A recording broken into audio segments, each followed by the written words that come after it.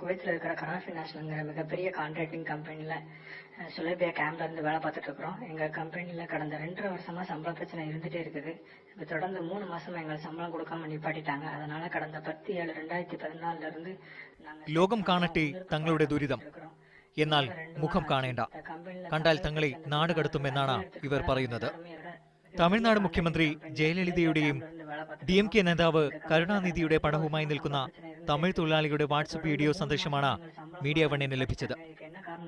இதனால கடந்த 10/7/2014 இருந்து நாங்க எல்லாரும் வேலைக்கு போகாம ஸ்ட்ரைக் பண்ணிட்டு இருக்கோம். உள்ளிருப்பு போராட்டம் பண்றோம். കുവൈത്തിലെ പ്രമുഖ കമ്പനിയായ കനാഫി നാഷണലിലെ തൊഴിൽ പ്രശ്നം പുറത്തെത്തിച്ചത് മീഡിയ വണ്ണായിരുന്നു. ഇതിനവർ വാട്സ്ആപ്പ് വീഡിയോയിലൂടെ നന്ദി പറയുന്നുണ്ട്. വാർത്തയെ തുടർന്ന് വിഷയത്തിൽ കേന്ദ്ര വിദേശകാര്യമന്ത്രി സുഷമ സ്വരാജിന് കത്തയച്ച പി കരുണാകരൻ MP-ക്കും നന്ദി പറയുന്നുണ്ട്. തമിഴ്നാട് സർക്കാർ അടിയന്തരമായി ഇടപെടണമെന്ന് അവർ ആവശ്യപ്പെട്ടു. മലയാളികളും തമിഴ്നാട്ടുകാരുമാണ് ഇവിടുത്തെ തൊഴിലാളികളിൽ അധികവും. Nisar K Rasheed, Media One, Kuwait.